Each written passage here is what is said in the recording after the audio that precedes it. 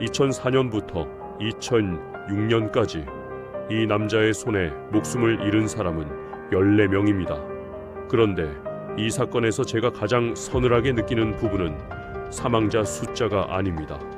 살아남은 사람의 숫자가 그보다 더 많았다는 사실입니다. 찔리고 맞고 불에 타고 그런데도 살아난 사람들.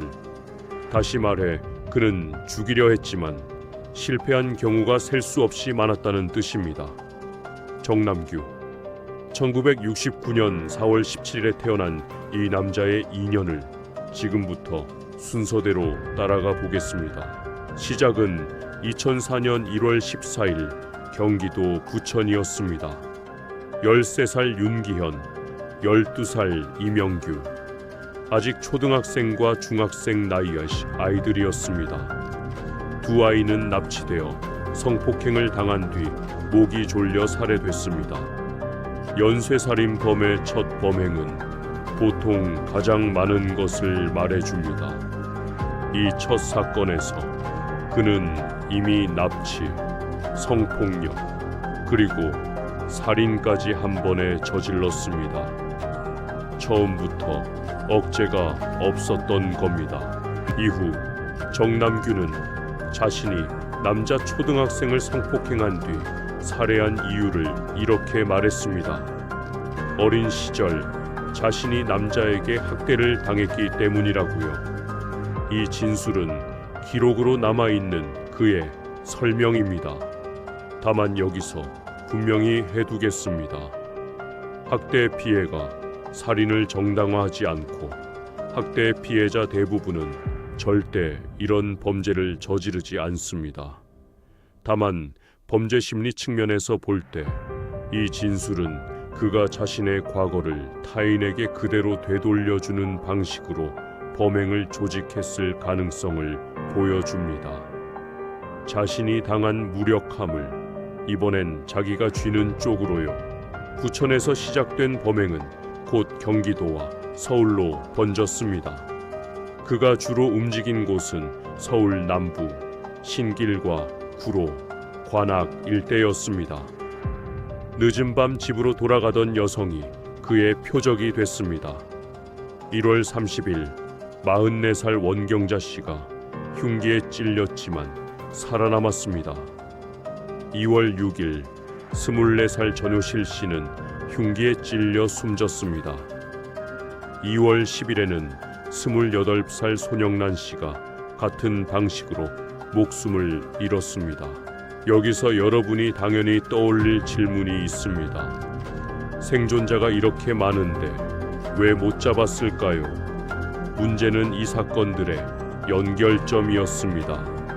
피해자는 12살 아이부터 70살 노인까지 남성과 여성이 뒤섞여 있었습니다. 서로 아무 관계도 없고 원한도 없고 공통점도 없었습니다. 즉, 그는 사람을 고르지 않았습니다. 그날 그 시간 그 골목에 있었다는 것, 그게 유일한 선정 기준이었고, 그래서 수사는 방향을 잡기가 극도로 어려웠습니다. 봄이 되어도 멈추지 않았습니다.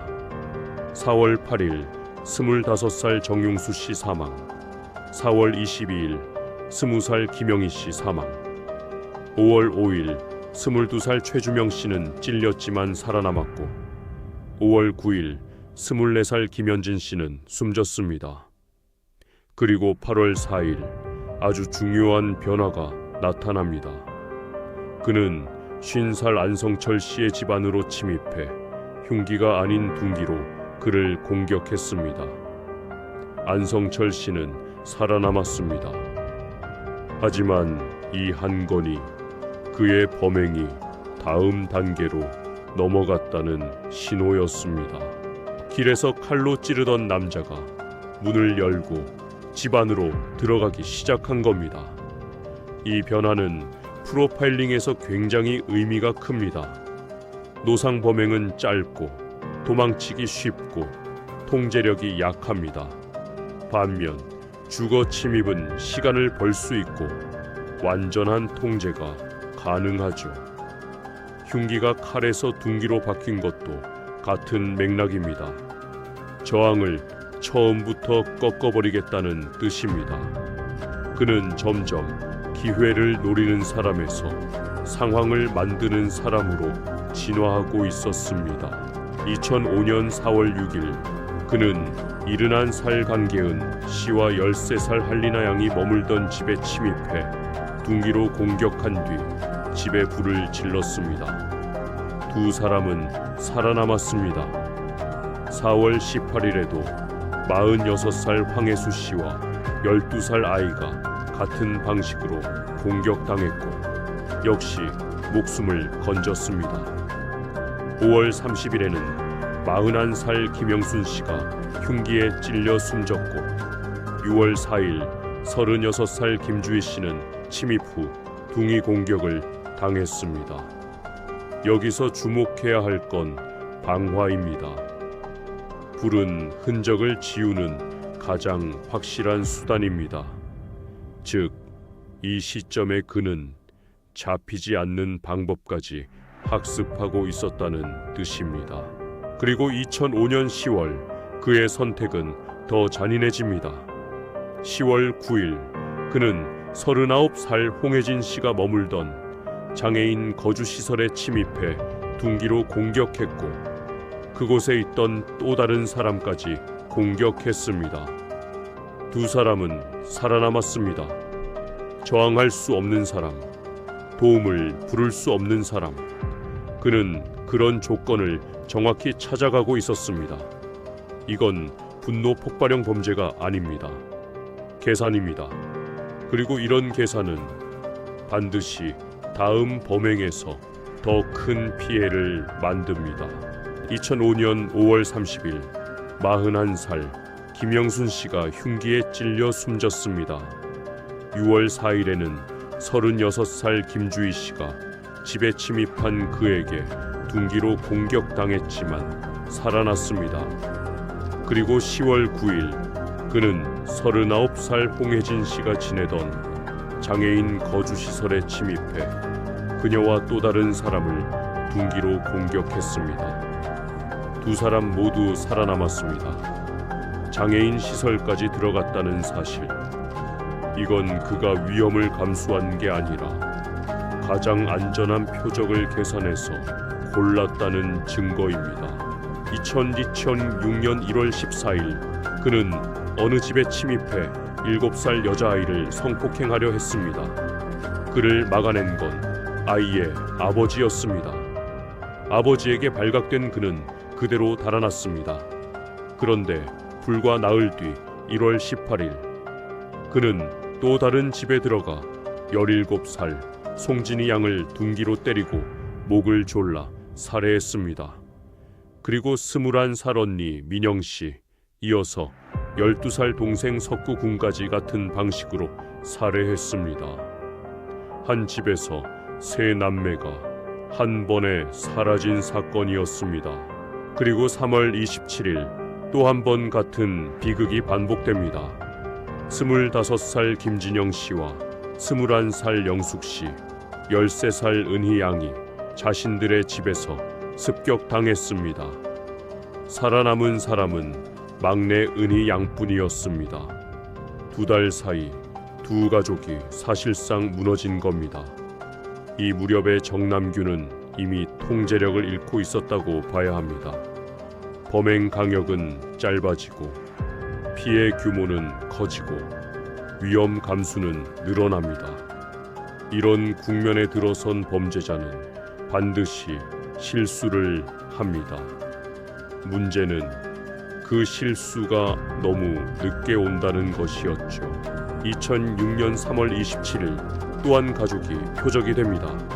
25살 김진영 씨와 21살 영숙 씨, 그리고 13살 은희 양. 세 자매 모두 침입한 그의 공격을 받았습니다. 살아남은 사람은 막내 은희 양뿐이었습니다. 4월 22일에는 24살 김용수 씨가 집에 침입한 그에게 둔기로 맞았지만 목숨을 건졌습니다. 이 시점에서 그의 범행 강역은 거의 한 달, 그보다 짧아지고 있었습니다. 그리고 나흘 뒤 모든 게 끝납니다. 2006년 4월 26일 그는 한 남성과 그 남성의 아버지를 죽이려 했습니다. 그런데 이번엔 상대가 물러서지 않았습니다. 격렬한 몸싸움 끝에 정남규는 그 자리에서 붙잡혔습니다. 2년 넘게 서울과 경기도를 공포에 몰아넣은 연쇄살인범이 결국 끝까지 맞서 싸운 부자에게 제압된 겁니다.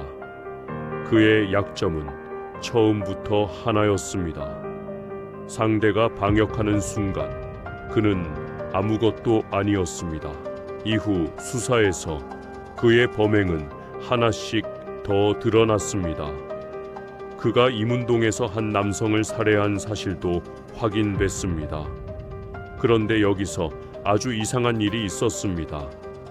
정남규가 자백하기 전에 이미 다른 연쇄살인범 유영철이 그 사건을 자기 범행이라고 거짓 자백했던 겁니다. 2004년 2월 6일 전효실 씨 사건 역시 유영철이 자기가 했다고 허위로 진술한 사건이었습니다. 살인마가 남의 살인까지 자기 것으로 가져가려 했던 셈이죠. 이런 허위 자백은 수사를 몇 달, 몇 년씩 엉뚱한 방향으로 끌고 갑니다. 2007년 4월 12일 대법원은 정남규에게 사형을 선고했습니다. 그는 서울구치소에 수용됐습니다. 그리고 2009년 11월 21일 아침 교도관이 그를 발견합니다. 비닐봉지로 만든 끈에 목을 맨 상태였습니다. 그는 병원으로 급히 옮겨졌지만 다음 날 아침 숨졌습니다. 14명의 목숨을 앗아간 남자는 자기 손으로 자기 생을 끝냈습니다. 피해자 가족들이 기다린 어떤 대답도 사과도 남기지 않은 채로요.